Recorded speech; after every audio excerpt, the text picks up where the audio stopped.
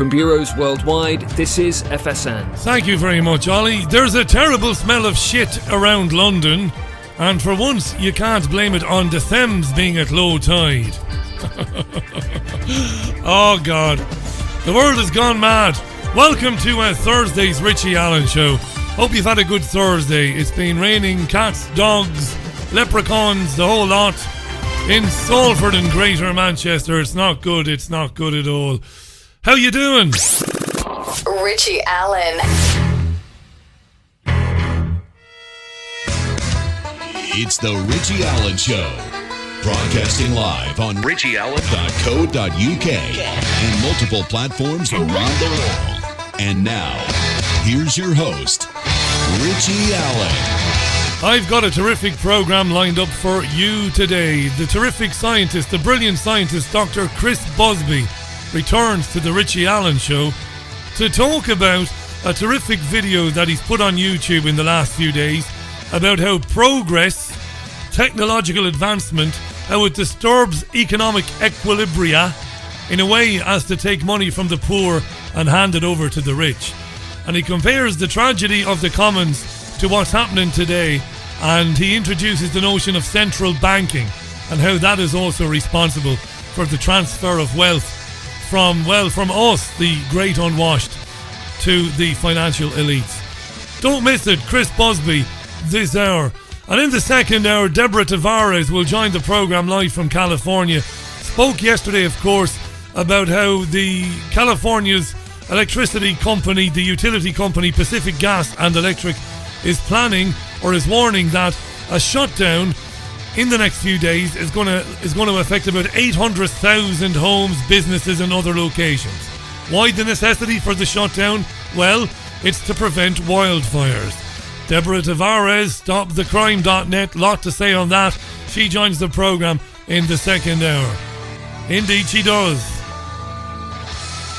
Yeah, it's been another horrible day. Several soakings today. I think somebody should call Guinness. There's an Irish guy living in Salford, big tall baldy guy, Gammon-esque if you can't recognise him, and he's been soaked into the skin 350 times this week alone. Must be a record there somewhere. Maybe someone living in a rainforest maybe might take the blue ribbon, but I'm tired of it, to be honest. I'm sick to death of it. The dog couldn't give a shite though. It's funny, dogs couldn't give a shite, just laugh at you. Okay, supposed to have a phone-in program today, but we're going to do it on Monday. All right? On Monday, Montag, de Lewin. We'll do the old phone-in on Monday, and we will, without fail. Unless something extraordinary happens over the weekend, and it'll revert back to Thursdays then.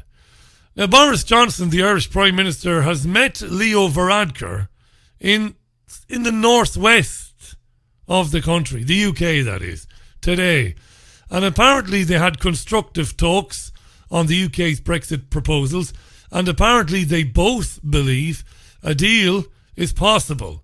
They can, quote, see a pathway to a possible deal. Oh. Gives you the impression that Leo Varadkar is acting autonomously. The Irish Taoiseach, of course he's not. Anyway, they issued a joint statement and they looked very happy. The UK's Brexit Secretary, Stephen Barclay, will go to France tomorrow, or will he go to Brussels? In fact, he'll go to Brussels to resume talks with officials there, yeah.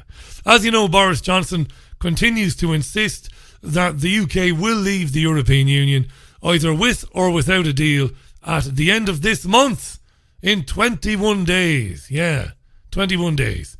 The former Chancellor of the Exchequer, fellow Conservative Philip Hammond, I don't mean I'm a Conservative, Boris Johnson is a Conservative, former Chancellor Philip Hammond, a Remainer to the bone, and the dark side of the Force. Look at him. He bears a striking resemblance to the Emperor in Star Wars. He does, actually. Does Philip Hammond. Anyway, he was on Sky this morning, and he was asked about Boris Johnson's repeated statement that the UK leaves one way or another by October 31st. Adam Bolton asked Philip Hammond this. So what do you do then? What do you do if Boris Johnson says... Pop quiz, asshole. What do you do? What do you do? Boris Johnson says we're not going anywhere. Boris Johnson says we are going. We're leaving. What do you do? What do you do? shoot the hostages. What does Philip Hammond say? Failed to reach agreement with the European Union. I'm going to honour the vote in 2016 and I'm going to aim to take Britain out of the European Union without an agreement. What do you do then? Well, first of all, the vote in 2016 did not give a mandate for leaving with no deal. That was not what was proposed by the Leave campaign in 2016, and it has no legitimacy. But Parliament, which is sovereign in our democracy, has legislated to prevent a no-deal exit on the 31st of October. And I'm confident that the Prime Minister will abide by his obligations under the Benn Act. He'll seek an extension from the European Union. That extension will then be granted. So the challenge for all of us is how we're then going to use the next 3 months constructively that's not what to get a deal. That's not what they're saying in Downing Street. They're saying they have got a way to get out by the end of October. I don't care what they're saying in Downing Street. This is bravado. There is no way around the Benn Act.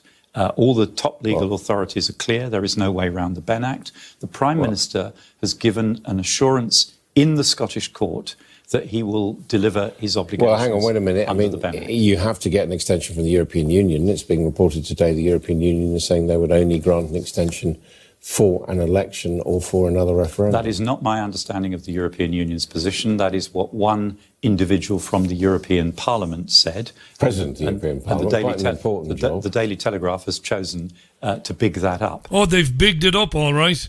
That's French President Emmanuel Macron and his very, very old wife, Brigitte. Yeah. She had it off with him when he was underage. Do you know that?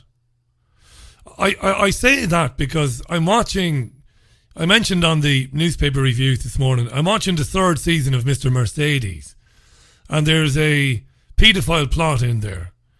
Well, there's a grown man in the show, and he's having sex with an older woman, but she first began having sex with him when he was 13. Macron is some sort of kind of mind-controlled, I don't know, some sort of hostage, isn't he? Interesting fella. Yeah, it's Macron that has been saying, listen, we'll give you the extension if you agree to have a referendum or an election. Now, we're tired of Extinction Rebellion. And if you think that every day for the next 2 weeks we're going to talk about them, well, you're right. No, you're not right. We're not going to. But this made me giggle today. An Extinction Rebellion activist was taken off a plane at London City Airport. Literally. There was one taken out from inside the plane, and there was another guy on top of the plane. Yeah. And there was a guy called Nicholas Watt on the plane. He works for BBC's Newsnight. And he said the flight was just about to take off when a protester refused to resume his seat. So police arrested several people who blocked the airport entrance. Others glued themselves to the floor. And one bloke managed to climb on top of a plane. Now, the bloke who climbed on top of a plane is a partially sighted former Paralympian who managed to get on top of a plane and live stream from there. This partially blind former Paralympian on top of a plane. What kind of fuckery is this? What kind of fuckery indeed. What did he say when he was on top of the plane, this partially sighted guy? I managed to get on the roof. Oh man, I'm so shaky. So this is all about the climate and ecological crisis. We're protesting against government inaction on climate and ecological breakdown. They declare a climate emergency. Wow. How did a partially blind Extinction Rebellion bloke, who apparently had already been arrested for plotting to fly drones, partially sighted, flying drones, and he was allowed to climb on top of a jet and glue himself to it. Did you hear that, Tom? No. Could you repeat it? Because I can't believe my fucking ears. I can't believe my fucking ears either. How did that happen? How did that happen? A short time before coming on air, I spoke to the head of security at London City Airport, and I said this to him. You stupid, ignorant son of a bitch, dumb bastard! Jesus Christ, I've met some dumb bastards in my time, but you outdo them all. Yeah, you see, I sound very like Gene Wilder when I get angry.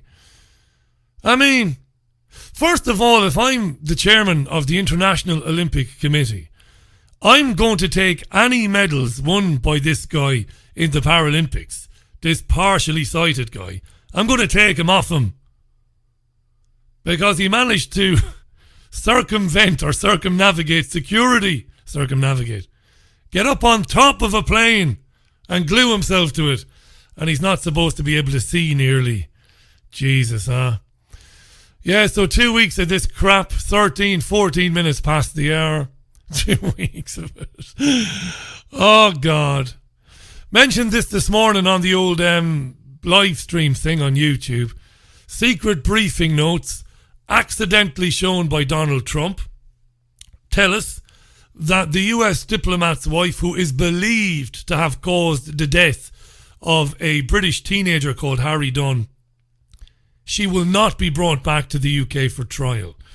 So Trump had a card which was marked secret, and the card instructed him to respond to a direct question about whether Anne Secoulis would be returned to the UK to say, he was told basically to say that she would not be. And we can have a little bit of Trump, can we? Here's a bit. Oh, yeah. Keep your own microphone open, Richie. Jesus. Here's Donald Trump speaking about this earlier on. Here he is. You have two wonderful parents that lost their son, and the woman was driving on the wrong side of the road. And that can happen. Those are the opposite roads. That happens. I won't say it ever happened to me, but it did. When you get used to driving on our system and then you're all of a sudden in the other system where you're driving, it happens. You have to be careful, very careful. So a young man was killed. The person that was driving the automobile has diplomatic immunity. We're going to speak to her very shortly and see if we can do something where they meet. It was an accident. It was a terrible accident. Yeah, no point in crying over spilt sons, eh? Jesus wept. She's not going to go anywhere. They might facilitate a meeting between her and the parents in the US, according to the Donald. Lovely jubbly. Did you see Harry Hewitt on the television today with Ed Sheeran, did you? They've teamed up for World Mental Health Day, telling us that there's no need for us to suffer in silence. I don't know about you, but it depresses me to see those ginger muppets come on television in the afternoon to tell us that we are all suffering from mental health. That's what they say, by the way. They say we're all suffering from mental health. Not issues, just mental health. Well, my mental health is good. Could it be that you're not suffering from mental health? Anyway, they made a video for Instagram. There's nothing remotely funny about it.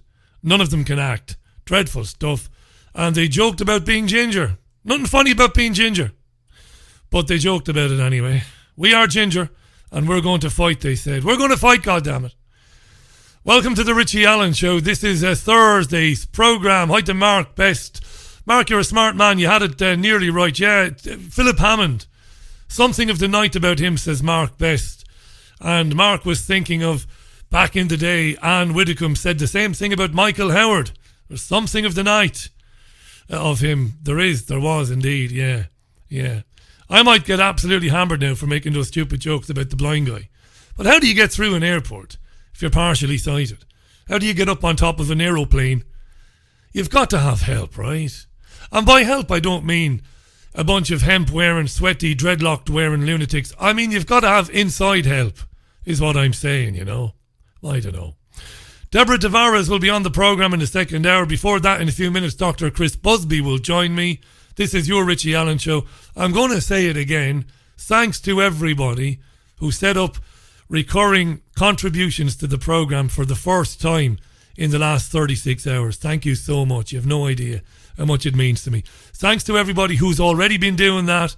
And thanks to one or two people who made significant contributions in the last couple of days. I mentioned this morning, very generous contributions. I'll be in touch with everybody in due course. It might take me some time, but I will. I always do. So a million thanks to you. I wish I could meet you face to face so you'd believe me when I say thanks, because I do mean it. It's lovely to do this. It's hard work, but I get a great kick out of the fact that you actually listen to it, that you can give, a couple of hours out of your schedule to listen to it. That means a lot to me as well. Hi to Liz Jones. Hi to Jason, who captions the Harry Hewitt and Ed Sheeran photograph with "Harry meets a brother he didn't know existed. Was it James, a horny devil?" Indeed, I like that. I like that as well. Hi to Dean Smith. How you doing, Dean? Hi to Samadhi. How you doing, Samadhi? To everybody else who's tuning in, thanks to Jeffrey Jackson for the very interesting link to the story about Johnson and Johnson's and the talking powder, the carcinogen, and the cases that they lost and the cases they didn't lose. Jeffrey Jackson, who's a brilliant journalist and researcher, reminded me today that internal documents revealed in court through discovery, of course, showed that Johnson & Johnson knew that their talcum powder even had asbestos in it and would likely cause cancers in some people. That's right. These people don't care. It's psychotic in massive corporations. It's psychosis. If you've never seen the film The Corporation, which is a film based on a book written by a man called Joel Bacan, watch it. It's free to watch on YouTube. The Corporation. It's marvellous. What a film. Free on YouTube, based on the book by Joel Bacan. Corporations are psychotic. Absolutely psychotic. Gail is furious that this woman in America killed someone and got away with it. My lad's best mate was killed last year and the driver has never been caught. 16 years old, he was killed, and his family and my boy are still suffering. That's a terrible thing. How did he get away with it? Presumably no evidence, no cameras, presumably. Shocking for the family. Yeah, they'll probably arrange for this guy, the diplomat, and his wife to meet with the family of young Dunn. And anyway, right. Look, here's music from Mumford & Sons. When we come back from that, we'll have Dr. Chris Busby on your Richie Allen Show. How about that? Live on Fab Radio 2, triggerwarning.tv, TuneIn Radio, my website as well. It's Thursday's Richie Allen Show, October 10th. Can't wait to speak with Chris. Deborah Tavares later.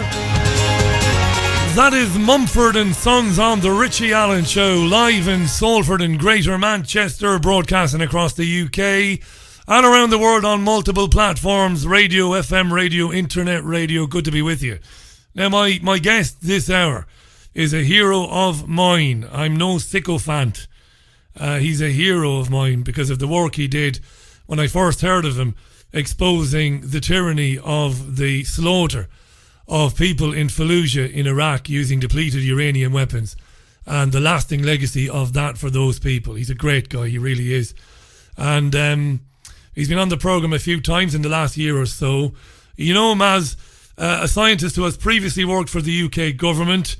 He's a top mind in the field of research of ionising radiation, but he also serves as the scientific secretary of the European Committee on non-ionising radiation risk. But today we're going to talk about a video that he made about a week or so ago, and his YouTube channel is really fascinating because it's almost like old school kind of thought for the day stuff there. He put a terrific video together about central banking, about the transfer of wealth from the poorest people in the world to the very, very wealthiest. And in it he talked about the role that technology and technological advancement plays in that. And it got me thinking, and that's a good thing. It's no bad thing to get me thinking. It's a terrific little film, about 22 minutes long. We'll put links out to it so you can see it yourself. Let's welcome back to the programme, live in Latvia, I do believe, our friend Dr. Chris Busby. Chris, thanks so much for coming on. How are you? Yeah, good evening, Richie. Yeah, I'm fine, thank you. Yeah, I'm okay. Thanks for doing it. Great to be with you. Miserable weather in Salford and Greater Manchester. I bet you're dying of surprise there, but anyway, that's for another day. What a terrific presentation, Chris, by the way.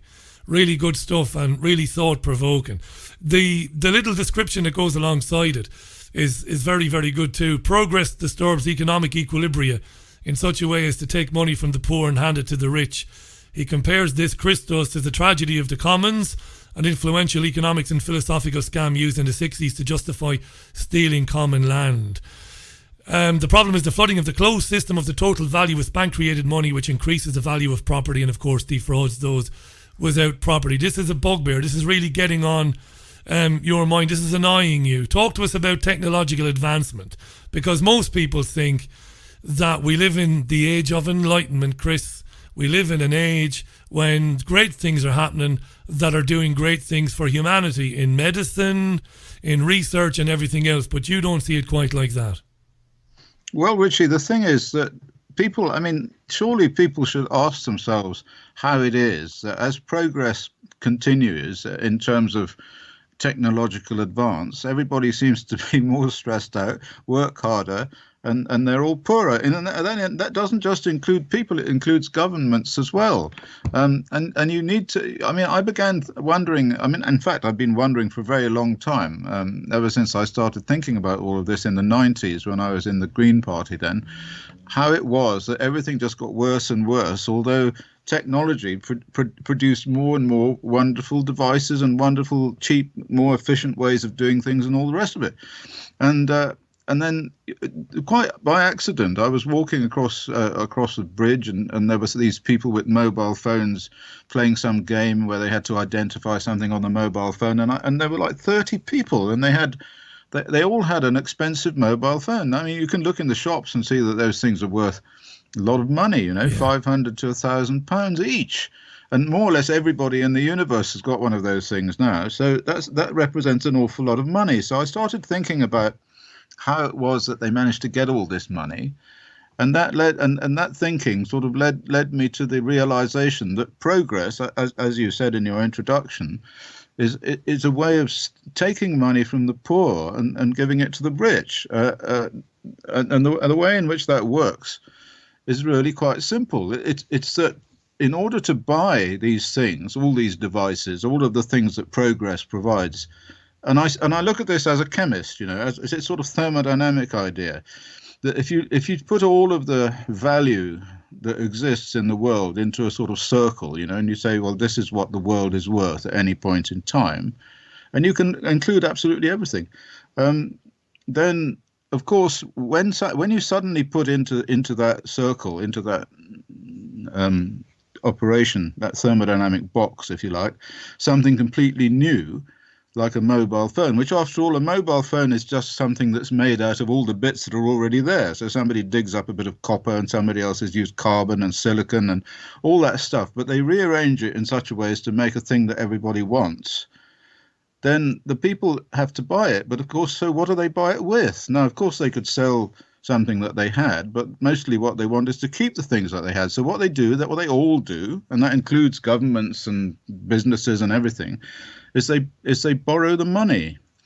Now, of course, the money isn't there. The only way they can borrow the money, if the banks, and these are the real villains of this whole business, this whole game, the banks create the money to lend it to them. And after 1970, the banks they didn't have what's called the reserve ratio. It wasn't fixed anymore. They could more or less lend anything they wanted to lend and at interest, and they did.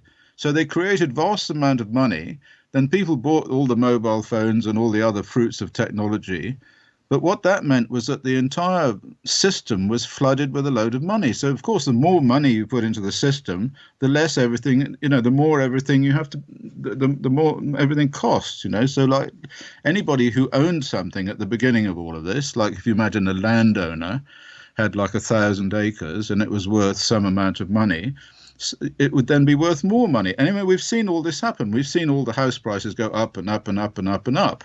But of course, people and that increase in house prices is directly a result of the flooding of the system with all this plastic money, all this created wealth. And so that created wealth, it enables the rich people to get richer, but the people who don't have any property, of course, they can't get rich at all. They just stay the same. That's it. Yeah, it's very, very important that people understand this. I've been thinking along these lines for years as well. I'm not comparing myself to you, my friend. I'm not. You've a special mind. But I've been on finance for years because when I worked in commercial radio, I used to be the economics explainer. I was the guy called in to give a report to a presenter about an economic situation. And this money that's loaned into existence by the banks, the problem is they don't create the accompanying interest with it. And that means that we're condemned to be in an ever spiraling debt crisis. Isn't that right, Chris? Debt could never come down, because if you're loaning money out of nothing and it isn't backed by reserves of gold, or it isn't coming out of your own reserves, you're loaning that to people to buy things with, and you're not creating the interest.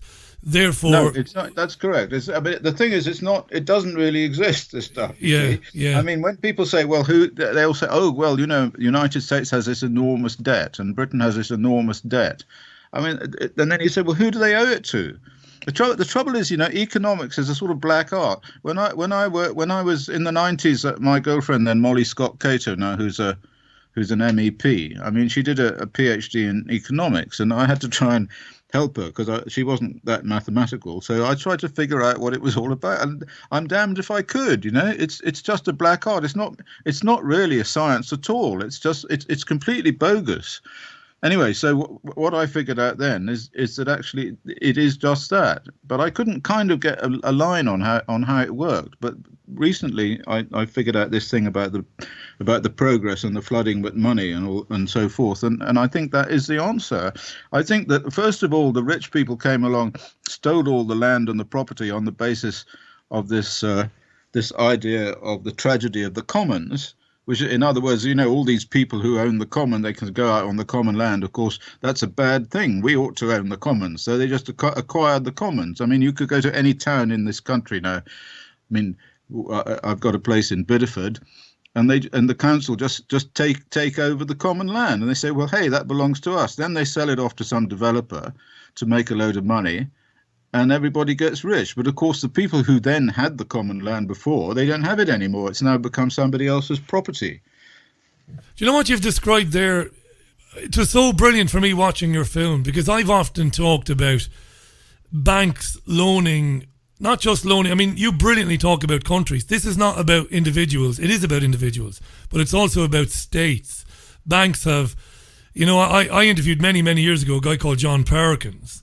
Now, a lot of people think that John Perkins is a kook or he's a liar, but he isn't a liar. John used to work for the World Bank, and it was his job to get Central American countries and shady, dodgy dictators and politicians to take loans from the World Bank, loans that they could never repay, Chris, so that later on the World Bank could send in its companies, the companies of its choosing, to loot those Central American companies to pay off the debt, again, that never really existed in the beginning. That's when I kind of got into all of this. And what you've done, I think, is brilliant. I'm going to tweet your video out all over the bloody place. Okay. No, because...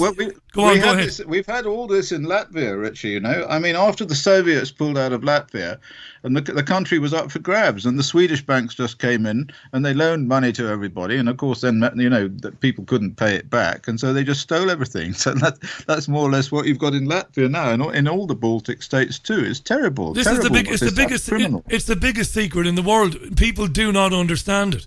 I remember not a few years ago, 2 years ago, the Economist, Steve Keane, came on the programme. By the way, folks, Dr. Chris Busby is back on the Richie Allen Show. Great to have him back. You got to check this gentleman out if you haven't before. I know in the independent media, Chris is rightly fated for the work that he's done on non-ionising radiation and depleted uranium in the past. I'm not blowing smoke at you, by the way, Chris. I'll always love you for what you did in Fallujah, for getting that out to the world, what was done there. I'll always appreciate that. And anyway, Steve Keane came on the programme. And I said, Steve, why is the government borrowing from central banks through issuing government bonds in order to pay for its business? And Steve Keane, some people hate him, some people love him. I'm indifferent. He's an economist and he's a nice guy. And Steve Keane said, you're right, Richie. He said, it is rather silly for Richie, I'm not referring to myself in the third person, he said it's silly for Richie to borrow from the bank of Richie to pay for Richie's daily business. And I said, I got you. I said, that's it.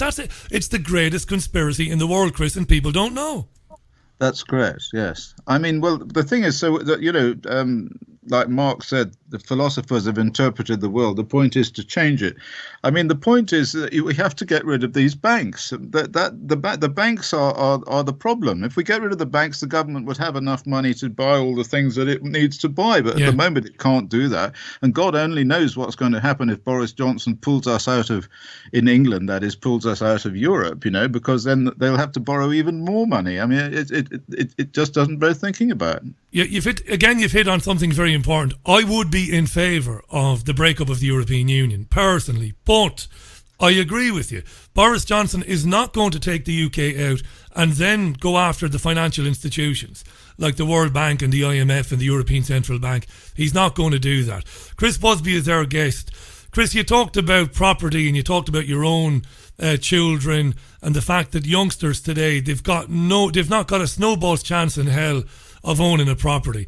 One of the biggest swindles we've ever seen was councils. You talked in your video brilliantly about dodgy goings on at local councils, at local authorities. Councils selling off their stock of council houses, which were supposed to be available for the least fortunate people so that they could have a roof over their heads. It's all there, Chris, for people to see it. You talked about this in a roundabout way in your video as well, the corruption that goes along with this.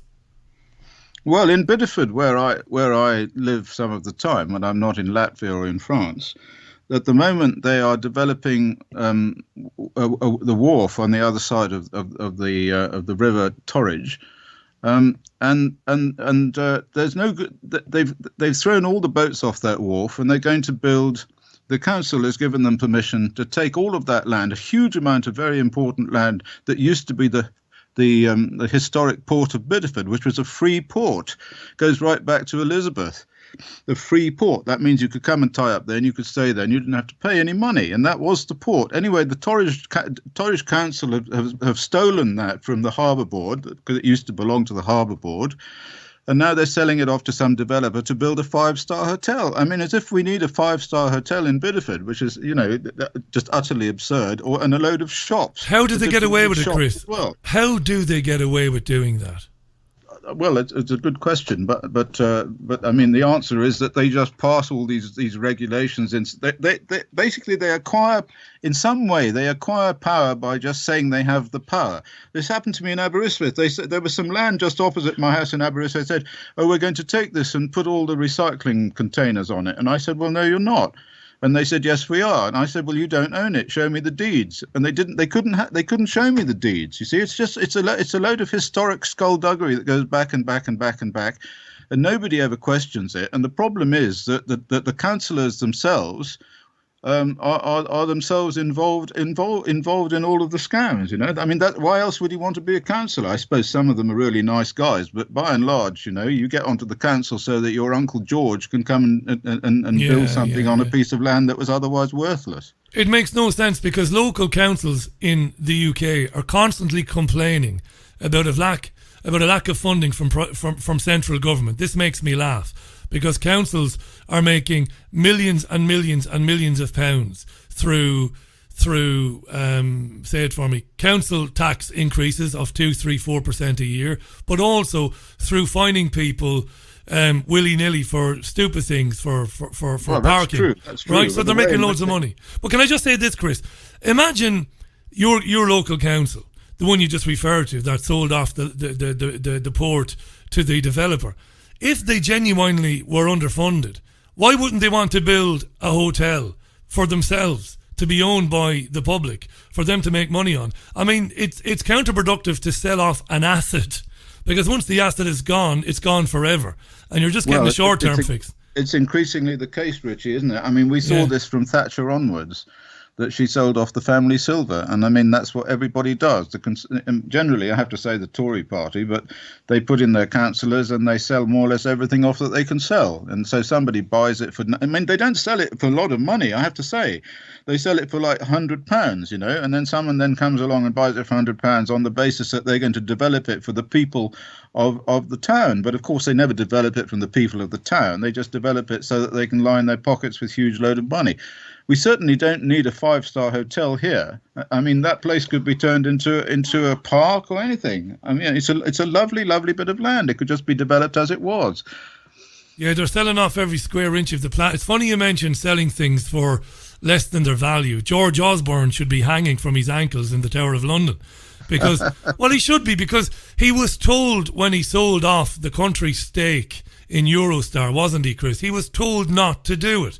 He was told that 2 years after the sale, new routes were going to be announced, and the value of the UK stock holding in Eurostar was going to increase exponentially. And he sold it for less than than it was worth. And they did the same with Royal Mail as well. I mean, it's an absolute anomaly. I mean, it's not an anomaly; it's a tragedy that the Royal Mail is in the hands of German interests. Crazy, but it is. Chris Busby is our guest. Chris, what could any politician do about this, particularly about the creation of money and the financial infrastructure that we're all, beholden to? Because a lot of learned men and women, a lot of academics over the years have written about previous politicians over the years who attempted to take on this system. Kennedy is believed to have been one of them, Thomas Jefferson another one. And no good came of those people when they tried to take on the financial system of control. That's right. They shoot them. I mean, there was a guy, I think Olaf Persson, who was the Swedish prime minister in the 90s when the banks started to take over, and he tried to stop it, and they shot him. He was assassinated. 1992, 93, something like that in Sweden. It wasn't the mid 80s. It wasn't Palme, was it? But yeah, that's it. Olaf Palme. That's the guy. Just came to me. Olaf Palme. Right. Yeah. You're right. You're 100% right. He wanted to take this on, and he was murdered. Yeah. That's right. So you go to Stockholm now, and there's a little monument to him. I remember speaking to an economist, a Spanish one, whose name escapes me, but he was very well respected. Chris, he was his name will come to me, very well respected. And I was making a radio show for Talk Radio Europe. We were based in Marbella, San Pedro. And this gentleman came on with me around about the time of the crash, the famous crash, 2008, 2009. You know what he said to me, this guy? And he was at the University of Madrid. And he was right-wing now. He was conservative. He was a conservative, right? You know what he said to me? He said, it is a travesty that we are going to bail out the failing financial institutions of New York and elsewhere. Remember, they're failing because of their corrupt, filthy practices, their casino banking. It's a disgrace that we're going to bail them out with taxpayers' money. What we should do, he said, and there was only one or two economists saying it, we should bail the people out. Write off all the debt that is allegedly owed to those banks. Let those banks fail, Chris, and then start our own banks. Ones that don't do that. Well, that is the answer, Richie. The answer is a single central bank. That each country has its own bank, and it controls it from there. These fat cat banks have made themselves rich for 50, 20, 100 years, and increasingly so. And of course, there will be another crash soon. Everybody's saying that it's going to come. So we have to get back the control from the banks, and the answer is to write off. It's just to say, well, we're not going to pay the debt. That's it. Tough luck. Goodbye. We will have listening to us. For some reason, there's a rumour going around that I'm some sort of right-wing thinker or conservative host. I'm not. I'm an old lefty. I've never been a conservative. Maybe it's because I do get a lot of right-wing guests on the programme for arguments. But there will be some conservatives listening to this now, and they will say, you know what, Chris Busby, you're a bit of a genius. There's no doubt about that. But come on, they'll say, Chris, pull the other one. If you allow governments every 5 years to control the creation of money, well, you're just going to have bloody chaos. Inflation will go through the roof. I'll tell you one thing, though, and that is this: that if you don't do something, things are going to get seriously bad. I mean, seriously worse. They are already bad. They are already terrifying.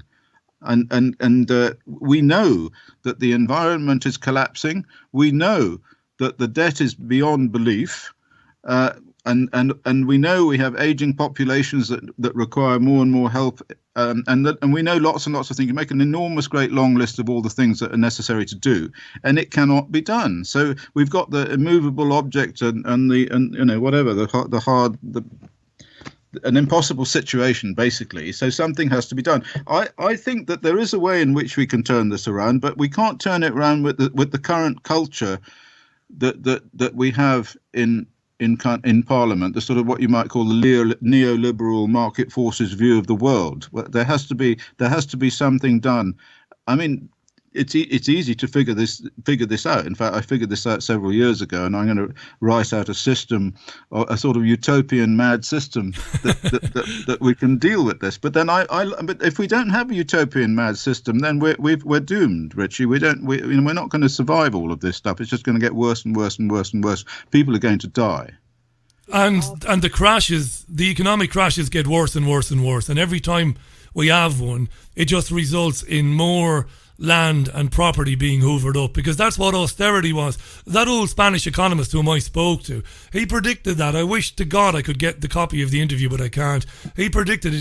He said they will bail the banks out, and you know what they'll do? He said they'll bail the banks out, and then they'll put that debt onto the taxpayer, and he said they will squeeze vital public services. He said this in Spain to me before it happened. If that happens, we're back to Victorian England. We'll have people starving on the streets.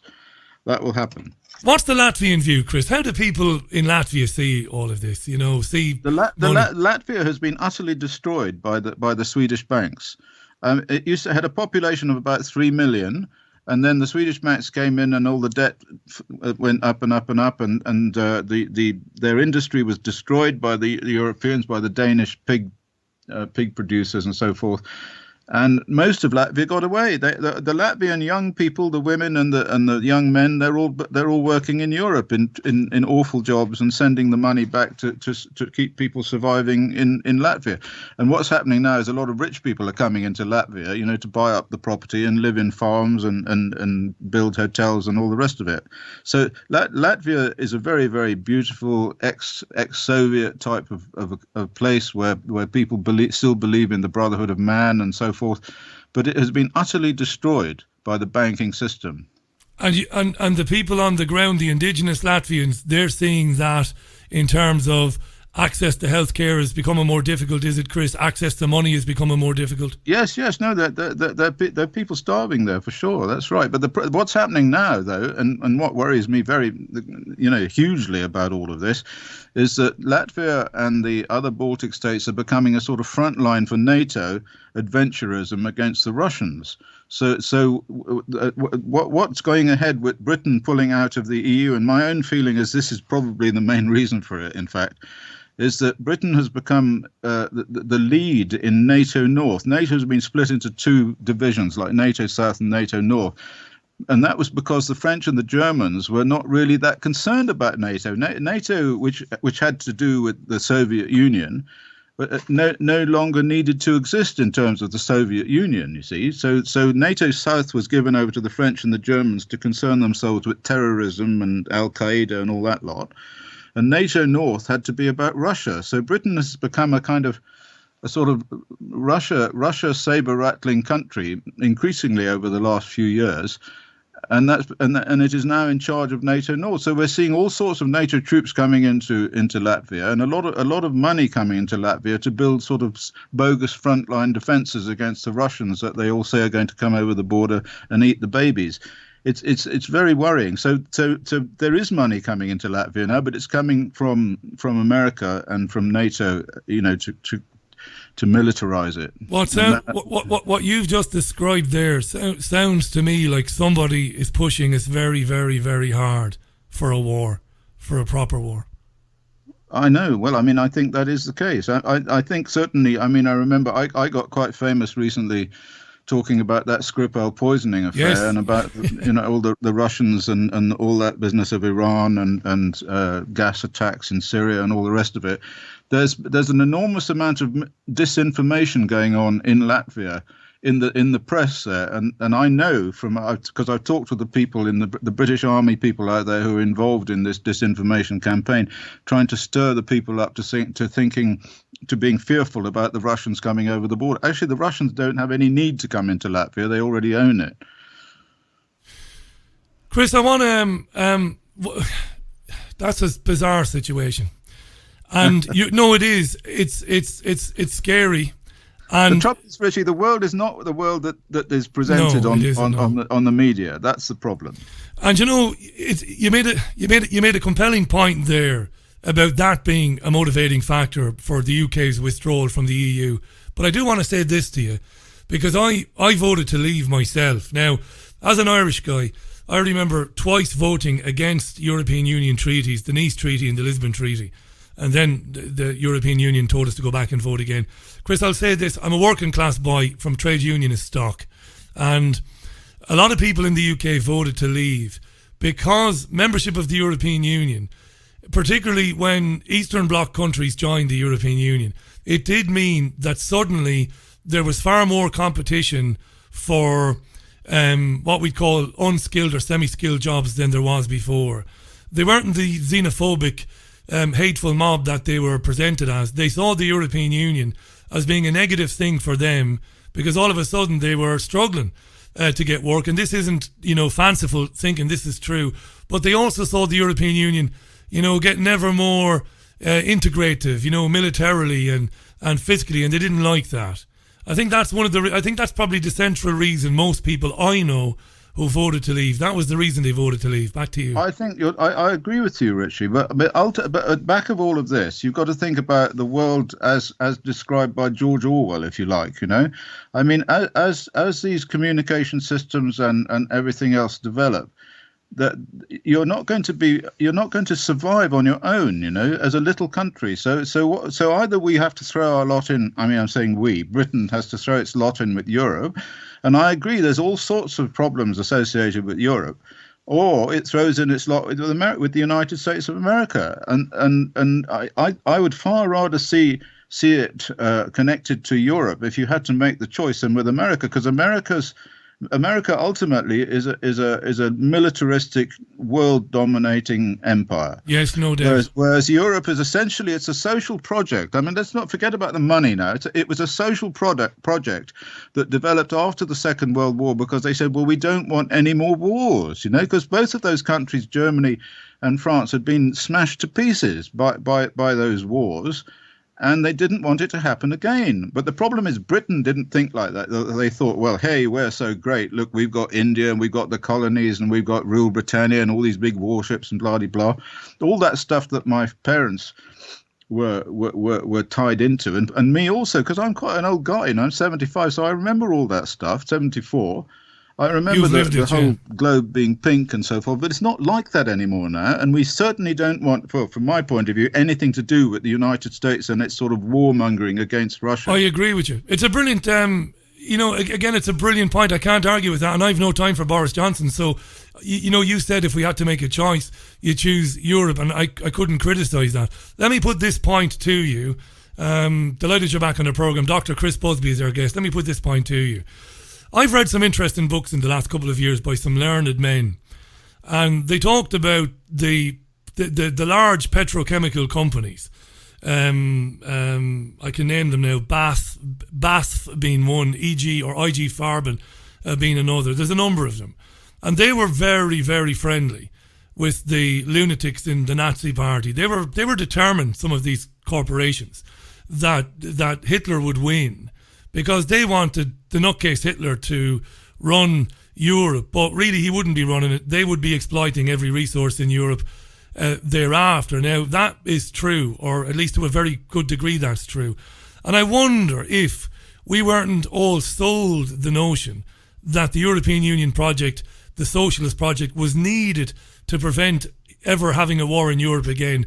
But if that wasn't really a cover, and that these massive petrochemical companies never went away, and that the European Union is about trying to achieve what they didn't achieve with the Nazis.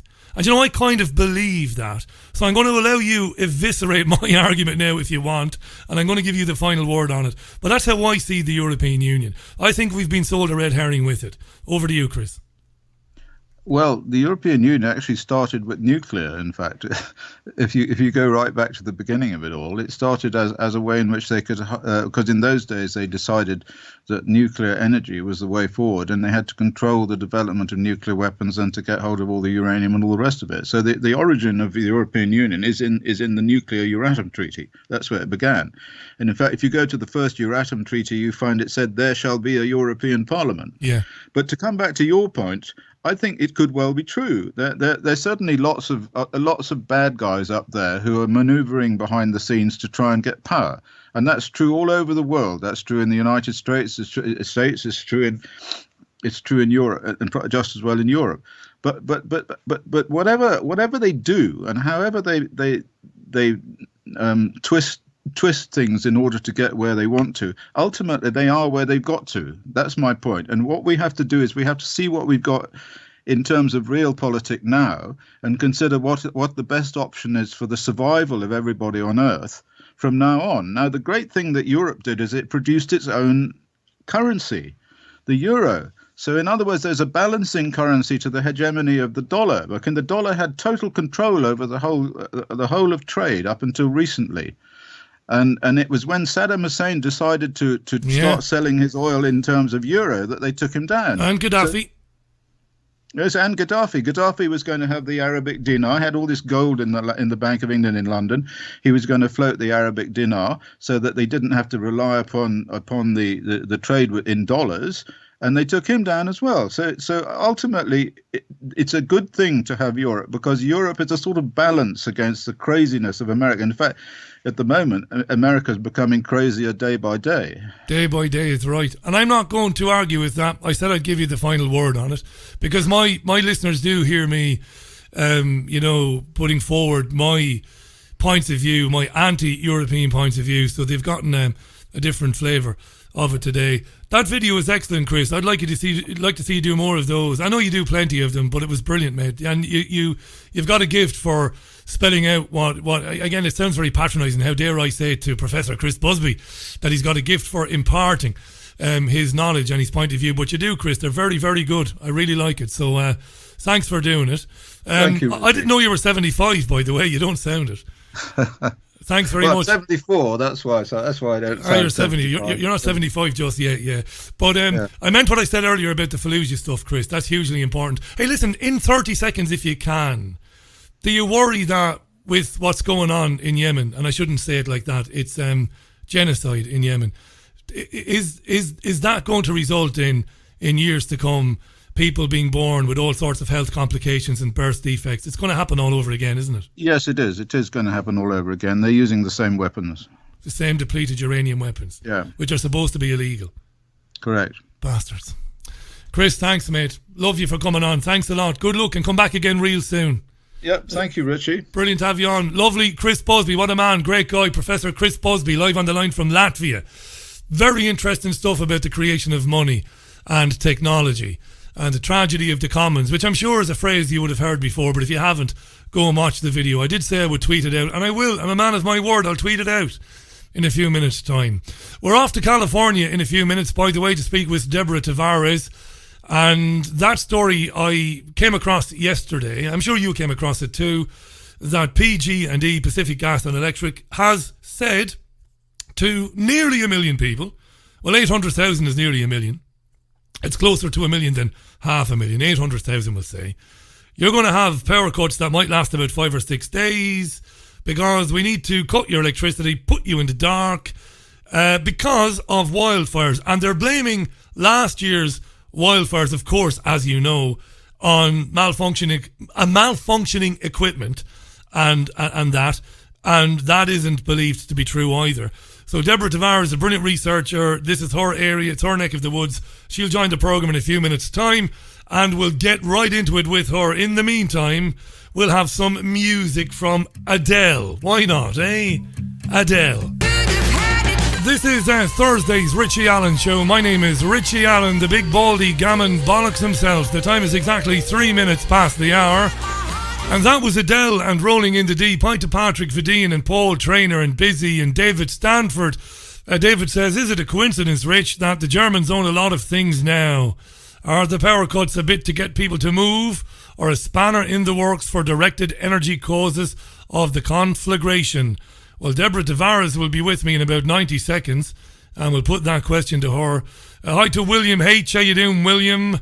Hope all is well there. To Faisal, how you doing, Faisal? To Chris as well. Very good. Chris talking about the analysis of the monetary policy. No politician in the world, at least no elected politician, no member of parliament, no Chuck Dadola. Now a Chuck Dadola is a TD, which is Ireland's version of MP. Okay, TD, member of the Irish Parliament.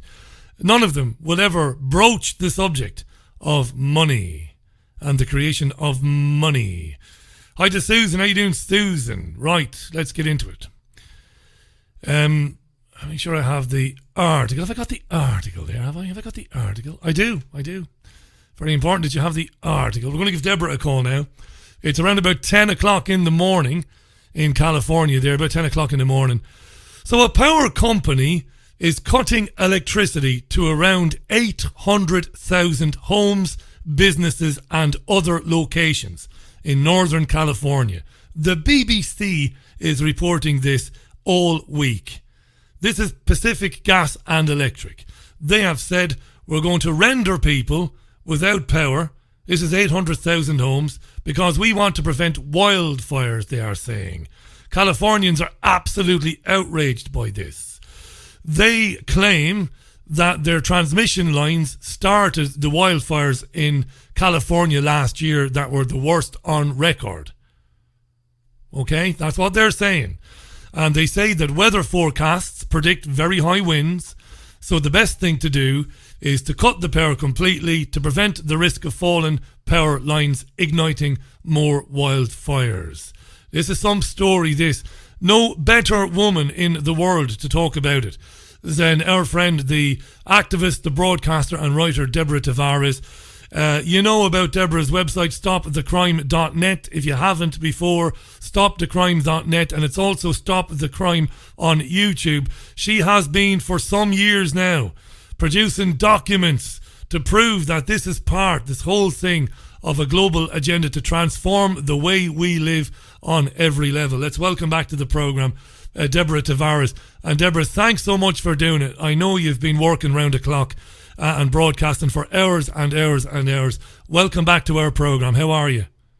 Well, Richie, thank you so much. We are now working neighbor to neighbor to help people that do not have power set up their generators. Sadly, some people are putting them inside their homes or inside their garages, and that is going to create carbon monoxide poisoning, and they need to be vented and outside. But what we are facing is a historic blackout by Pacific Gas and Electric, who is Rothschild. All of our utilities worldwide are run by the global bankers, and that is the reason for the deployment of the electric smart meters that started many years ago for control and consolidation of the power. What we're experiencing here is unbelievable. This is not only a transformation from the electric power grid as we have known it under the guise of climate change. We're being told we have to reduce our use of everything in order to change the weather. Now, I don't know what it's going to take for people to not connect the dots with what they're hearing us disclose now, because the documents tell us this. And the weather, of course, is run by mass amounts of technology. It's all created. The conditions of this critical fire season that we find ourselves in on the very day, Richie, that they burned us up on October the 8th of 2017. They started this red flag fire warning conversation on October 8th in an area of trauma, existing trauma, where people are still living in recreational vehicles, trying to find a place to park. We have our area is ranked number 10 in homelessness in the United States because of the disruption of housing. We've been hit by weather weapons, not only fires, but also floods in February of 2019, where they literally plummeted a wastewater treatment plant and contaminated all of the streams and rivers. So the blackout right now is part of a massive psychological warfare right now. This is war. Make absolutely no mistake. We are all going to face this. Everyone listening is scheduled for blackouts. They're going to posture the blackouts from a variety of ways that they will convince you it's a blackout. The heat, it will be too hot, which of course they create. Now, Richie, I've been referring people to the climate action plans for years. Everyone has a climate action plan that has been approved in their city. And these plans state blackouts are going to happen, dark starts. Now, we need to understand what this is also going to mean. We're actually literally going around our neighborhoods at night because during the fires of 2017, there were van loads of people being bussed up from the Bay Area here, about 60 miles north of the Golden Gate Bridge, that were looting homes that had not burned around the peripheral of the fire. And several people that stayed behind and saved neighborhoods because they did not leave had to chase looters out in droves with shovels. So I can tell you right now, we have a multi-layered attack going on. We're in the dark. Many neighborhoods are in the dark. And it's very interesting to see how they are observing who's home or not. We're getting telephone books delivered on people's driveways during a blackout. When we have gas stations closed, we have lines around the block of people waiting to fill their gas tanks. We've had fights at the gas pumps. We have street closures. We have four-way traffic lights that are not working, increased crashes because of that. And we have the concern of looters as what we experienced in the 2017 firestorms that Pacific Gas and Electric deliberately created. Many of you, I hope, by now have listened to our YouTube plan to burn up Northern California. If you haven't, you need to. This is not just California. Understand, these are the global bankers set to absolutely do a massive land grab. And we are going to become climate refugees on many, many levels. And this historic blackout is unprecedented. There has never been an outage this large in California. We can expect many, many more expanded outages with conditions created to start fires. Now, what we've learned too, Richie, is that Cal Fire, I have on stopthecrime.net, people can go and type in our search bar, Cal Fire's Burn 'em Up list. They have the cities in California listed. And I would recommend highly that everyone go to stopthecrime.net to our YouTube video channel. We've been doing a lot of boots on the ground filming, and you're going to see lots of information beyond just the fires, but how we're intentionally being made to be blind. You've always done something. It's a tremendous credit to you and your team. You've always produced the documentation from, whether it's from local authorities or from national authorities to support your conclusions. Deborah Tavares is our guest, stopthecrime.net, and you mentioned psychological warfare. Does this come down to the people behind it? They want basically to clear the land. They want people to get out of rural areas, of these beautiful areas, these mountainous areas. They want them to go into, is it super cities, Deborah? Is that the plan? No, they want to actually kill more people than they will ever move into the smart cities. Right. That's an illusion. There is a plan to get rid of people. And what everyone needs to understand, and we have a couple of new posts on stopthecrime.net on our YouTube video channel, where we are disclosing and exposing what our utility is doing with tree trimming. They're going around and they're supposedly clearing the vegetation that they claim sparked the fires of 2017, which was a cover for directed energy weapons, the use of pulsing the smart meters, which we've documented, and lasers, boots on the ground, arsonists, you name it. It was thrown at us. And certainly we lost over 6,000 homes during that 2017 fire event. And then we have Paradise. We went up to Paradise with a couple of retired fire captains and found the smart meter evidence. You will not hear this anywhere else. And I can tell you this is the biggest massed genocide program and cover-up and land grab that you will ever see. And sadly, Richie, we have people just believing that this is just a power outage for a public safety power alert. Is that what is that what the majority of people think?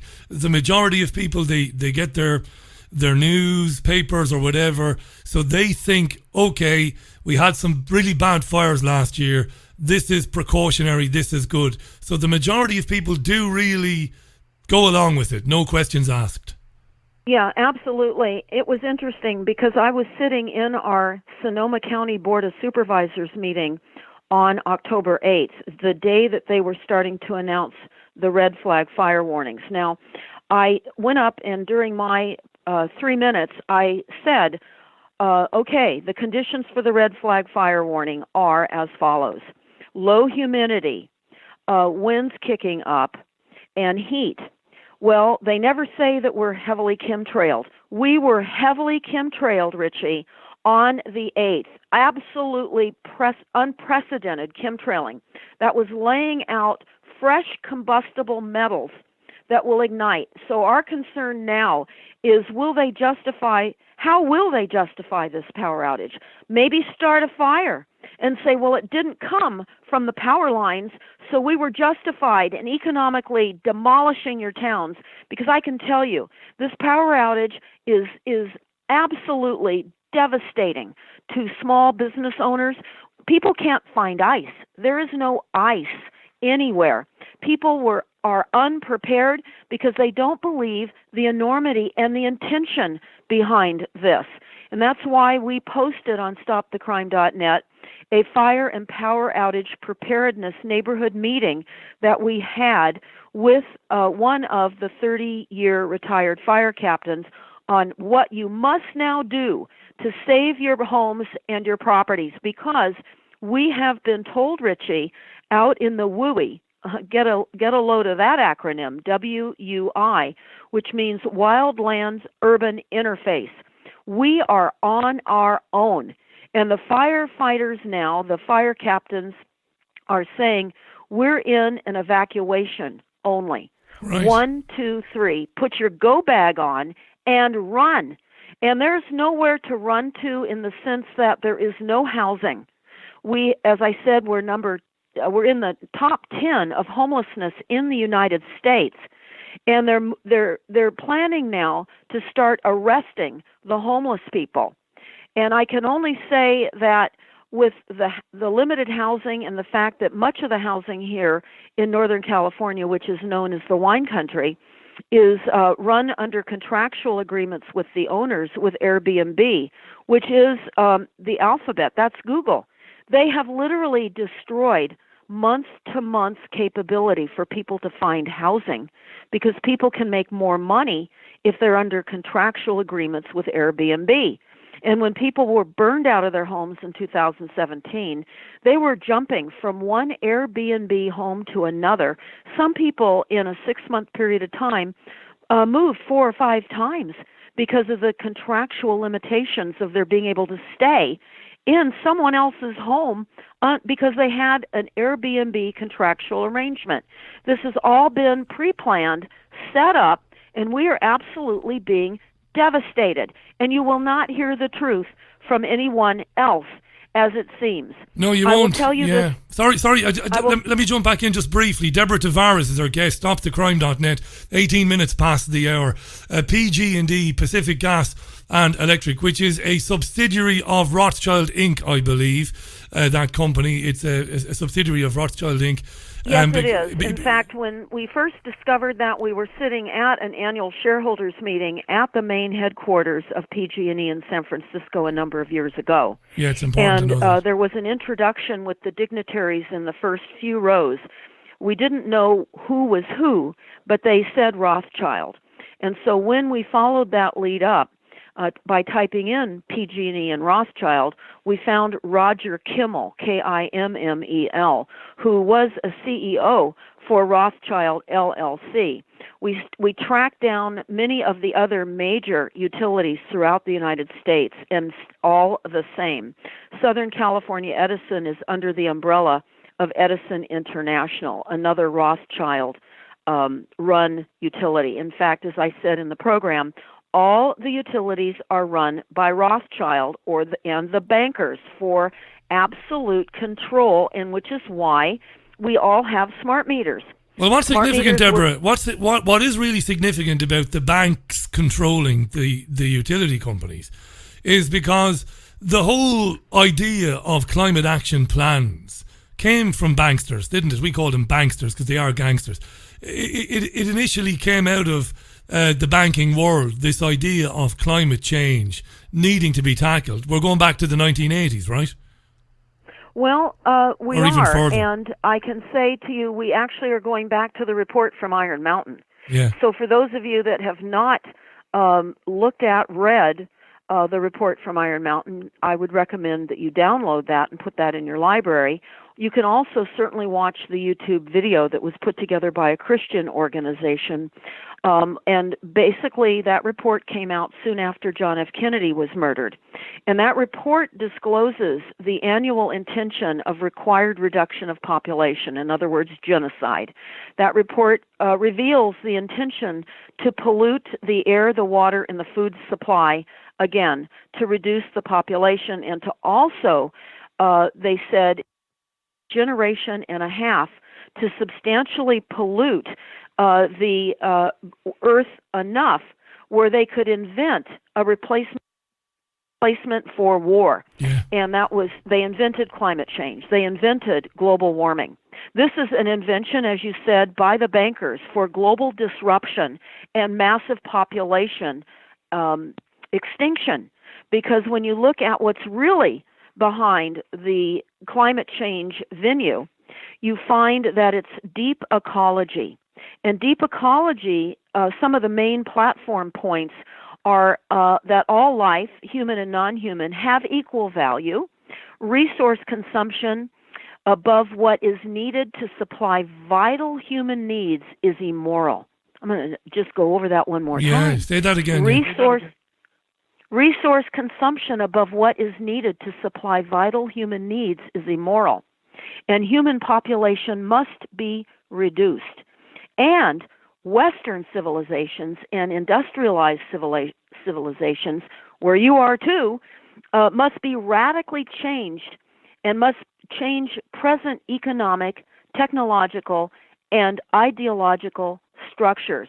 So what we have to understand is the climate action plans tell us, and no one is reading them, that's why we're telling you about them, that we must reduce our greenhouse gas emissions that end up being equivalent to an existence back in 1750, before we had any mechanical machinery at all. That's where they say we have to be in order to stop the climate from changing. Are you watching, Deborah? Weather weapons, Richie. Weather weapon, and you know, many years ago I would have thought the idea of weather weaponry as preposterous, but I think you're absolutely right on that point. And speaking of this climate action plan to kind of weaponize the climate, while they are actually doing things nefariously to affect the climate, but we're seeing the results of that action plan in London today, but not just in London, in Dublin, in New York City, with Extinction Rebellion. I know you're following that. London is at a standstill. Well, maybe I'm being a bit exaggerating there, but it's huge disruption in London. Thousands and thousands of people. And you know what, Deborah? Many of them are very sincere people. Many of them really believe this stuff. You know? Richie, we had the same event here on September the 20th, on that Friday, that international student strike and walkout to protest and to try to bring in policies to slow the weather down from changing, to prevent climate change.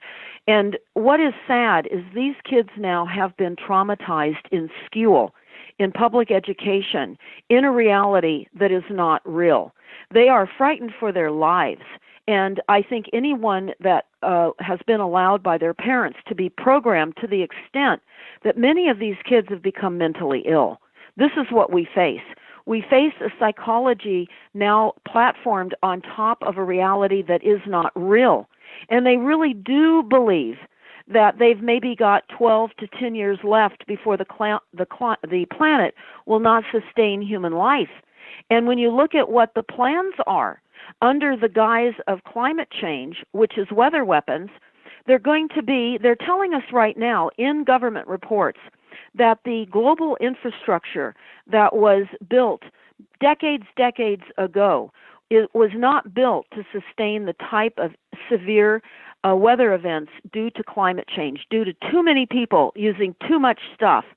They're saying that our dams will blow, our reservoirs will also go, that our wastewater treatment plants will be trounced upon, and that is what's happening. Our wastewater treatment plants, that happened here in Northern California in February of 2019, where they literally, as they call it, set an atmospheric river right over us and literally caused all of the untreated sewer to millions of gallons go into our rivers and creeks, and it went into the Russian River where Bohemian Grove is located.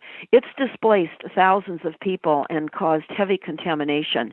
But our sewer systems are going, our levees are also going to be trounced upon. Our gas lines certainly have not been maintained. Infrastructure has been allowed to fail intentionally.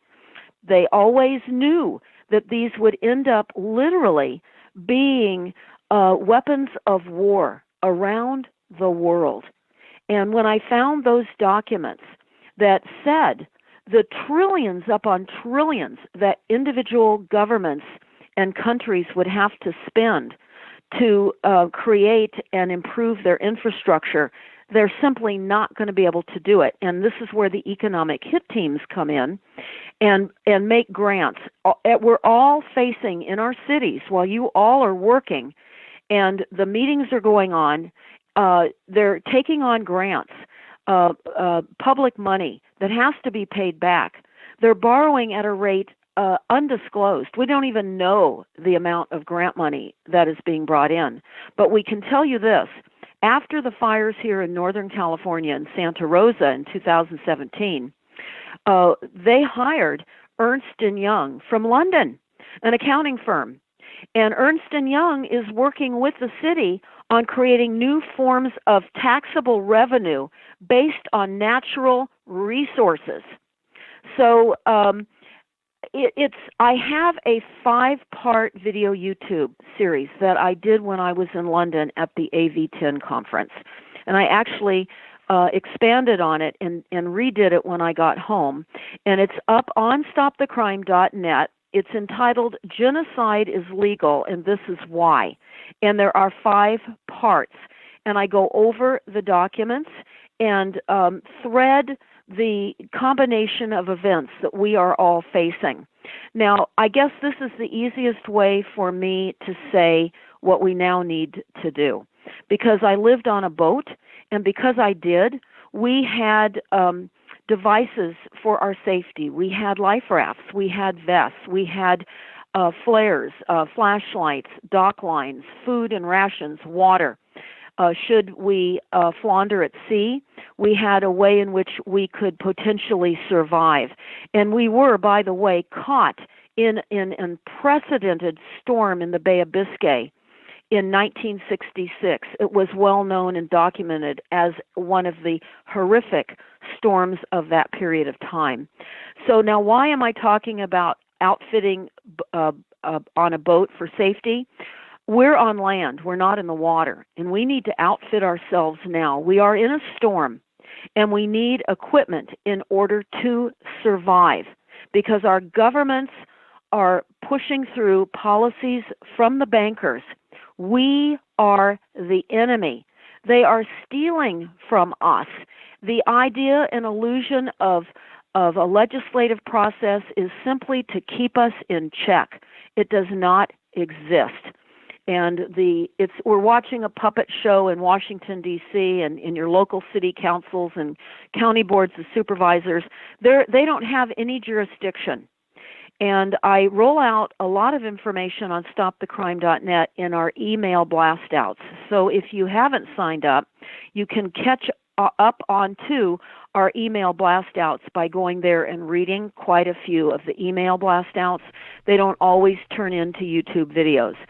But I can say just before you do, Deborah, I want to read a few tweets because we get a lot of tweets. We are live on the radio on many different platforms and stations, and there are a lot of people listening to this with great interest. So just let me read a few tweets, and then you come back on the ones that you want to come back on.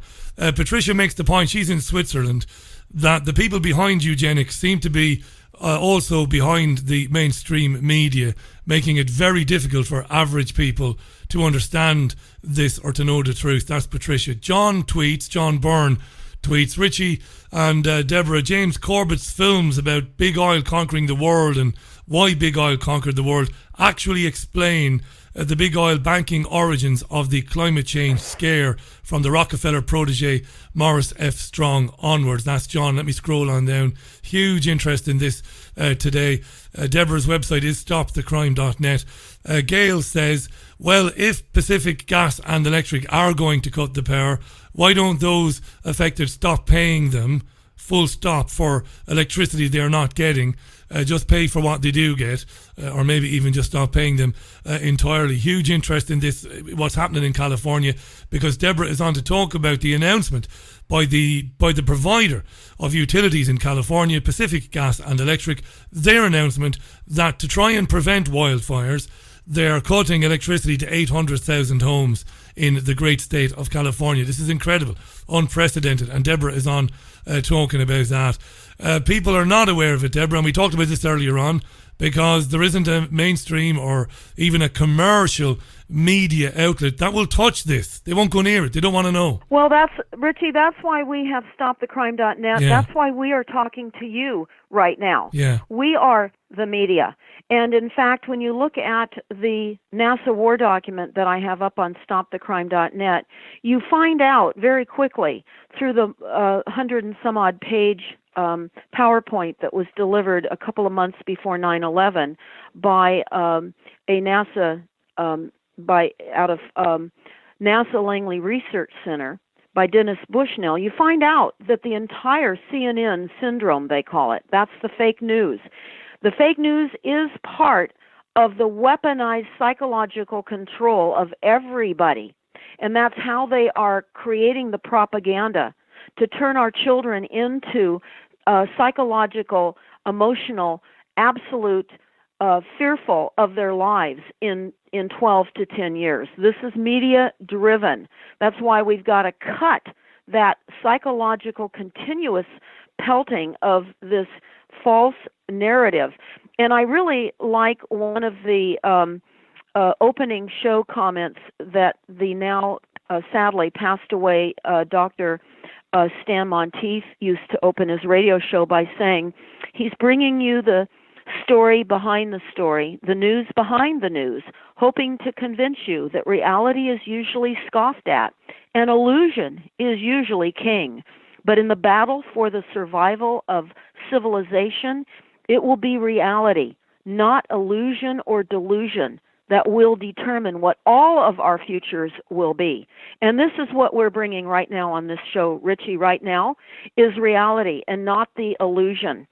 So I would highly recommend that while you still have some time left, before they maneuver all of us onto what they now call 100% renewable energy source. Now, everyone needs to hear this very, very carefully. Pacific Gas and Electric is California's largest utility. Again, it's a Rothschild-run utility, and so is yours. And right now, they are getting our cities to agree to transition into a greener 100% renewable energy source. They're saying because we have the world's largest geothermal operation here, 45 minutes out of Santa Rosa. Again, that would be about 80 miles north of the Golden Gate Bridge. Owned originally by Pacific Gas and Electric. Now, I have some YouTubes up on that where I do a geothermal tour. Just scroll through the videos on stopthecrime.net. We've spent hours and hours filming and touring these places of death. And so now what they're saying is we're going to cut traditional forms of electricity delivery and go to 100% renewable, where 84% of that renewable energy is going to come from geothermal operations. Now, I'm going to pause there and describe that. Geothermal operations is injecting, in our case, the wastewater, the fecal, urine, and pharmaceutical water. They have it pumping up to this mountain, and they're injecting it into these boreholes. Some boreholes are going 13,000 feet. Most are about 8,000 feet. This is a form of fracking. They're creating acid rain and daily earthquakes. And I want to get into that in a minute, too. The next transition for renewable energy is solar. In 2020, all new construction here in California must have solar. Now, there's many problems behind that, and I'll discuss some of them. Number one, we have a housing crisis. Solar will cost anywhere from $20,000 to whatever you want to operate. Very expensive. A tremendous amount of money.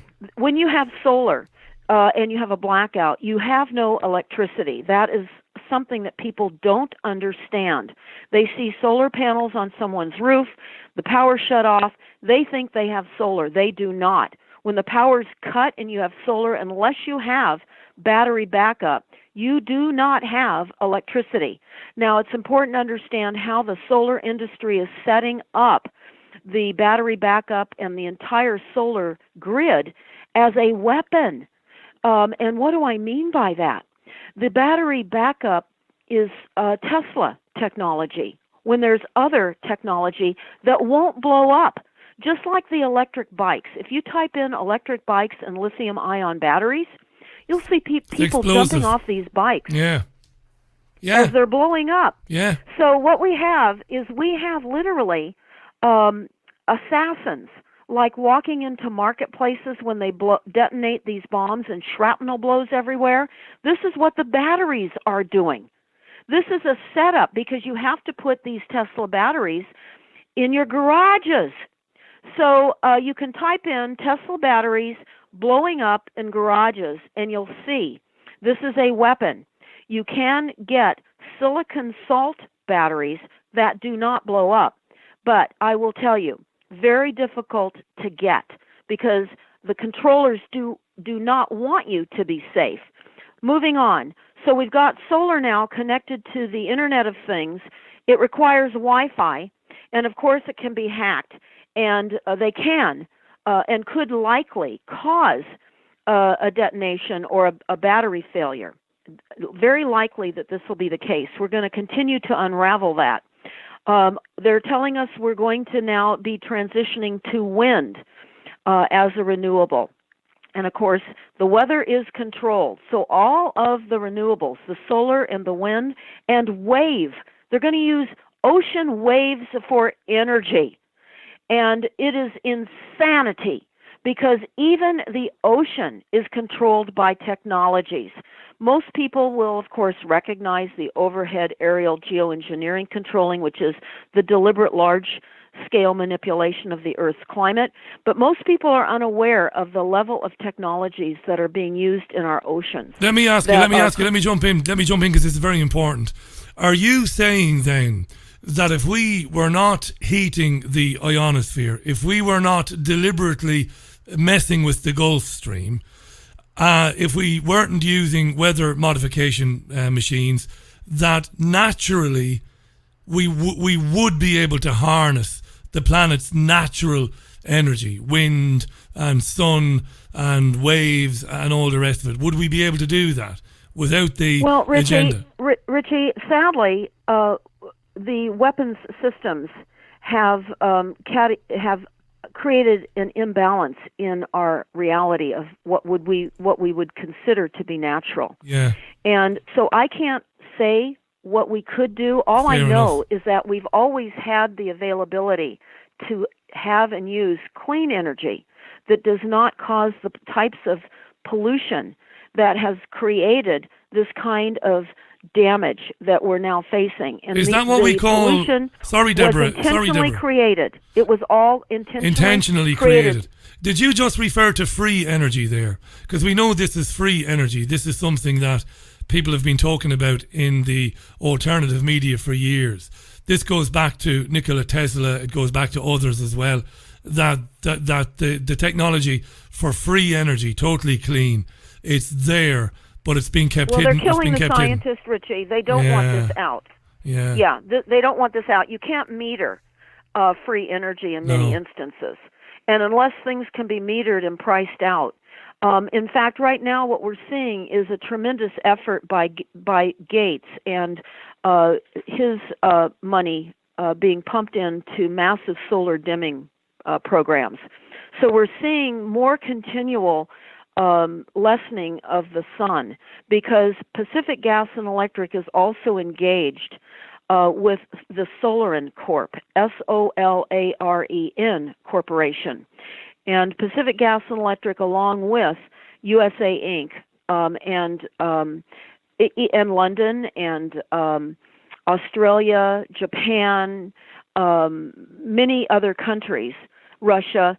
In fact, Pacific Gas and Electric is working with Russian patents to create satellites to direct energy from solar-based satellite structures, and that's now occurring.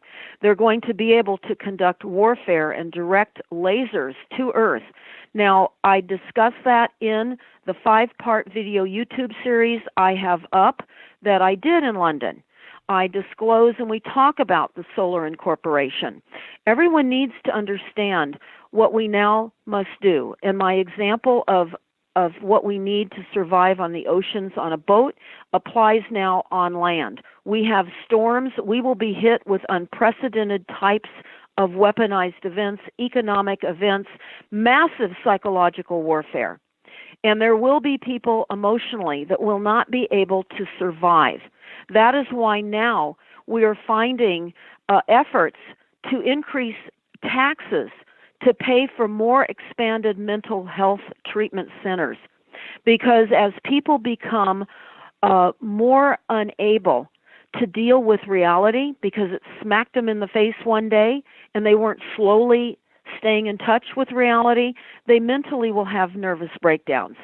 And, of course, also, if you don't go along with the illusion, you're going to be considered mentally ill. I think we covered that story some months back. We did, when a woman there was went to talk about the cell phone tower that was near her place there in England, as I recall, and they picked her up a few days later and put her in a mental hospital. They call that 5150. Yeah, do you know, she spoke to me live from the facility. I got it was me who got the interview. Suzanne Small. The woman's name is Suzanne Small. I'm still in touch with Suzanne. Let me put this to you because this is really fascinating. We are in Mental Health Awareness Week here in the UK. They never shut up about it, Deborah. The news organisations never shut up about mental health. This is a brilliant segue. Now, you said a second ago, these artificially engineered weather events are going to get worse. I believe you are right. All of this info, by the way, is on Deborah's website, stopthecrime.net. Check it out if you haven't before. Stop the Crime on YouTube. So as they increase the artificially engineered weather events, the vast majority of the population is going to be more inclined to believe that this is man-made climate change. Therefore, they will acquiesce and go along with the lunatic asylum plans that they have for society. Zero carbon by 2025. Can you explain to our listeners, if we go carbon neutral, what will that mean for human beings? Well, there won't be people. There is no such thing as zero. And in fact, years ago, I found on the website about aiming for zero.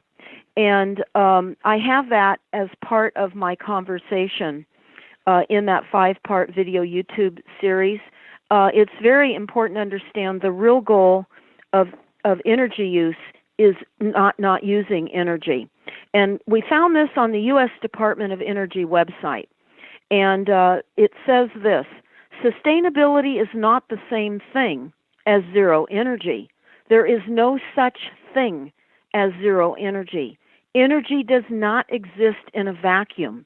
It always comes from somewhere and goes somewhere, goes on. Because there is always a cost to energy, trade-offs are inevitable in order to find a harmonious balance that offers the greatest efficiency and least impact on the environment. This is the ultimate goal, to not use energy. The most efficient energy is energy we do not generate. This is not a technology. It is a behavior modification or learning to live in a new reality. And this, it came off of the U.S. Department of Energy website. So, Richie, I want to say we are being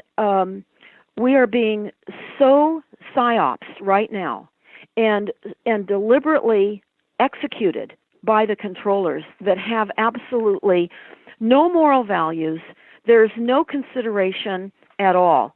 And when we went here amongst the kids that walked out of their school for the climate strike event, and we filmed it, that will be up on stopthecrime.net, because you need to be careful when you counter those types of extinction rebellion events and so forth, because you really are dealing with psychologically programmed and people that are in the illusion. Your life has been threatened, Deborah. They are frightened for their lives. They are frightened. And over the years, because you've put documentation that you found or that was given to you by people who wanted you to put it in the public domain, over the years, you've had none too subtle threats to your own life, haven't you? I know this to be true. You've been told more than once to shut the hell up about this stuff. Or else. Yeah, well, I don't like to speak about that. No, I know that, but because I don't want people to be fearful in standing in right conduct, doing the next best right, truthful thing every single day in search for the truth. And we are at war. We are at an extinction event. And the first victim of war is the truth, and the second victim of war is the truth. And out of fear, we have to stand up. Why else are we here? And certainly not to fall in lockstep with evil. And that's what we face. This is in a horrific battle between good and decent and evil. And this is the sign that we held up at the climate strike with the kids. We felt that it was important not to cause more harm than these kids have already suffered because of the illusion that they've been taught in school. And you have to remember, the Extinction Rebellion is a group of their children, their kids, that occupationally have been orphaned by parents that are busy working, and they needed daycare and childcare. So they've put them into these institutions that teach them nothing but disinformation. So when they graduate, and particularly if they go on to higher disillusion in education, they graduate with massive school debt, and they don't know the reality of the world that they're walking out into. So this is the sign we held up. We haven't had time yet to put this up on Stop the Crime, but it will be put up soon. You'll see us there wandering through the crowds. You will see how they have professional bullying teams. Bullying is an agenda. It is an agenda, and you're hearing around the clock, no bullying allowed in schools. Well, the government is a bully pulpit. This is what has happened. We have been bullied. We're being manipulated into silence because we get embarrassed and we get put down. We've got to step beyond that because those emotions won't serve us when the last moment is facing you. But here's the sign we held up when we were in that strike walkout on climate change. It was just one quote by William Casey, the former CIA director, in 1981. And it was a very large sign. The kids were taking pictures of this. And it says, quote, "We'll know our disinformation program is complete when everything the American public believes is false." And this goes across the globe. This is not just the American public. Not unique. This is, it's not unique. This is everywhere. And that's the sign we held up with stopthecrime.net under it. We don't do anything signage-wise without having a go-to site so that people can get more information. And we went out amongst the peripheral of these kids that were holding up, stop using fossil fuel, we're going to run out. They've been taught we're running out of petroleum. We're not. Petroleum is a renewable. It's a dirty use of fuel. Of course it is. But one of the reasons that they're coming down on Venezuela right now is Venezuela, they're creating an economy from the oil production. Of course. You can't make it appear that we're running out of oil when Venezuela is supplying oil to other countries. You've got to stop it. And so there's just multiple facets occurring right now where we are being transitioned into electric vehicles. And right now, Pacific Gas and Electric is working with their other arm, which is the Public Utility Commission, which is, again, a running tackle for the utilities, set up by the utilities. When we frequented the California Public Utility Commission, thinking at one point we could maybe stop the deployment of the smart meters years back, like 2009 and so forth, we went to San Francisco multiple times and spoke to the Public Utility Commission. Well, the head of the commission later left because the FBI or some intelligence went through his home to dig up documents because he was found conducting business overseas and bringing in contractual agreements and making money in the millions. He is now working for the Solarin Corp, Solaren Corporation. This is nasty. This is horrific. And what I want to say also is... Deborah, hang on one second. Yes. All of this, of course, is documented. For those who want me to challenge that assertion, this is all documented on stopthecrime.net. I just want to point out that we've got about 4.5 minutes left. Now, you're a broadcaster yourself, so no excuses. Keep an eye on the clock there, and you can have the last few minutes, of course, to wrap this up where we came in, because it's very important what's happening in California now. PG&E, blackouts for 800,000 homes, based on what I believe to be a pack of lies. I think you've demonstrated that clearly to me in programs over the years. So I'll give you the final word on it. We've got about 4 minutes left on this, Deborah, and I know you'll be back to update us as this runs and develops, as it undoubtedly will. So over to you. Yeah, this is a developing story. We are continuing today with the red flag fire warnings, and they're looking at multiple continued outages through Monday. So we're going to have intermittent long outages. They're saying that they have to inspect every inch of their lines throughout the state before they can re-energize the system. And they told us that the lines could wrap around the earth. That's the length of the lines that they have to inspect. So you can imagine that there are going to be thousands and thousands of people that will be out of power as they inspect the 25,000 miles of raw, uninsulated lines in most instances. So, again, this is a consolidation of power. It is not what it seems. This is psychological warfare. This is war on every level. And we are in trouble.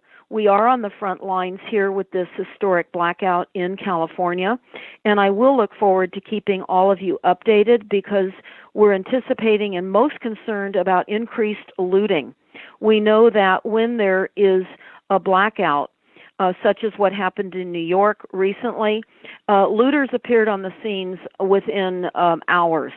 The police right now are being mum about any looters, but again, we knew that back in 2017, looters were being bussed in from the Bay Area in vans and dropped off and roaming through the burning streets. So we will keep you posted, Richie. We are on the front lines here. We will be surveying the area, going through the areas of severe shutdowns, talking to people we know that are also traumatized, because this is a re-injury of many people that lost their homes, many people that lost family members. And thinking of Paradise and those other areas, they have power outages up in Nevada City, which is just an hour out of Paradise, where they burned most of the city down. This is an intentional fire, weaponized fire event. Fire is a big business.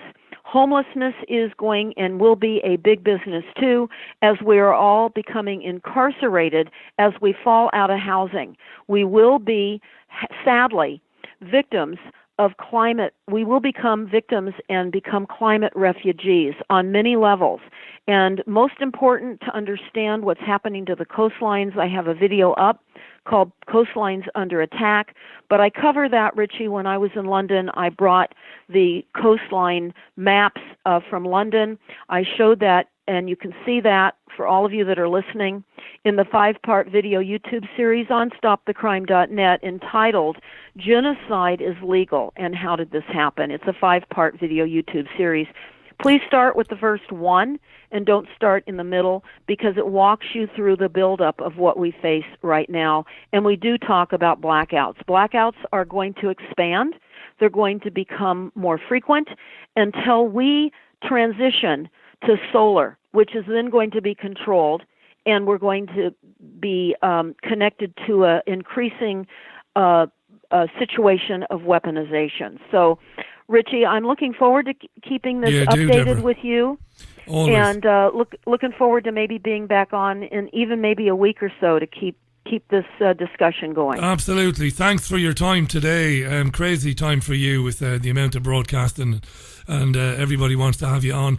I appreciate that. Stopthecrime.net is where you'll find the links to the 5-part series that Deborah talked about. It is very, very informative. I can't recommend it highly enough if you haven't seen it.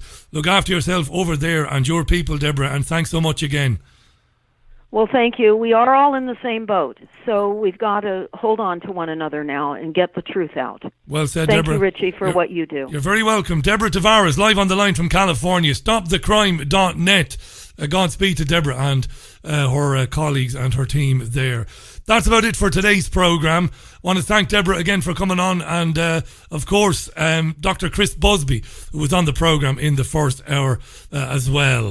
A number of you have mentioned FEMA concentration camps. Jean Ann mentioned it, David has mentioned it, and others. We didn't have time to get into that, but it is widely believed that the notion of FEMA camps, that's the Federal Emergency Management Agency, that has not gone away, and that these things do exist. Because when this really hits the fan, in the next few years, that those who dissent and who try to resist it, well, there'll be a place for them to go to. I know it sounds absolutely crazy, doesn't it? But believe me, it isn't. That's it for Thursday's Richie Allen Show. Again, thanks to my guests. Thanks to you for listening. Do look after yourselves and one another. Have a terrific weekend. I'll speak to you on Sunday morning. The morning after the night before, I'll be at Salford and St Helens at Old Trafford Football Stadium on Saturday, watching the Salford Red Devils in the grand final, the Super League grand final. I'm looking forward to that. Meeting up with Tez and a few lads for a few beers. So I'll talk to you all about that on Sunday. So until then, it's bye from me. Going out today with Bob Dylan. Here's a bit of Bob Dylan for you. Closing out the programme. Until Sunday View at 11 on Sunday morning, it's bye from me. Bye now.